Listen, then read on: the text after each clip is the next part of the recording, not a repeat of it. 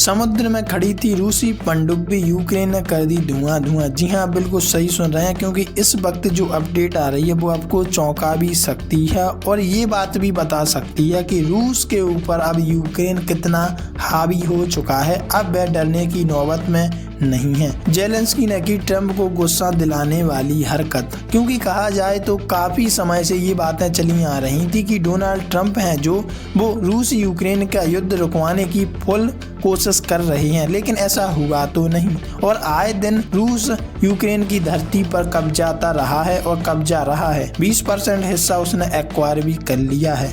रूस यूक्रेन युद्ध में बड़ा मोड़ आया है। बहुत कुछ चल रहा है इस वक्त जियो पॉलिटिक्स में। आइए जानते हैं क्या है पूरा मामला। खबर सामने आ रही है, समंदर में खड़ी थी रूसी पनडुब्बी, यूक्रेन ने कर दी धुआं धुआं।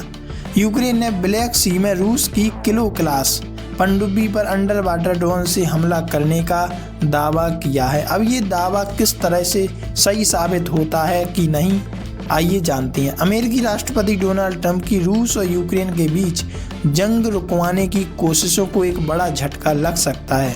4 वर्षों से चल रही जंग में पहली बार यूक्रेन ने रूस की किसी पनडुब्बी को निशाना बनाया। खास बात यह है कि ब्लैक सी के एक बंदरगाह पर खड़ी इस पनडुब्बी पर यूक्रेन ने अंडर वाटर ड्रोन से हमला भी कर दिया।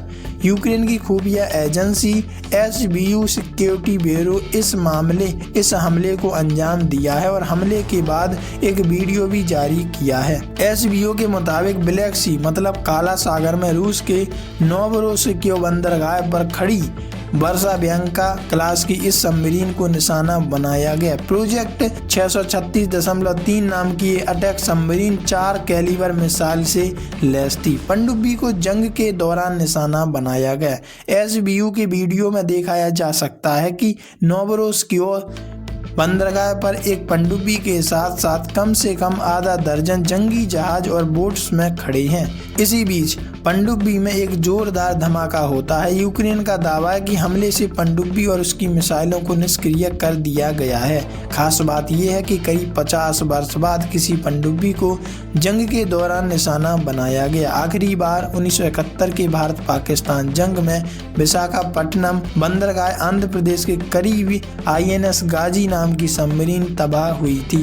पाकिस्तान की ये पनडुब्बी विशाखापट्टनम में खड़े भारतीय युद्धपोतों को निशाना बनाने के इरादे से आई थी, लेकिन उस दौरान इस पनडुब्बी में एक जोरदार धमाका हुआ और PNS गाजी बंगाल की खाड़ी में जमींदोज हो गई। PNS गाजी का मलबा आज भी विशाखापट्टनम के करीब समंदर में पड़ा हुआ है। रूस के रक्षा मंत्रालय ने बताया गलत।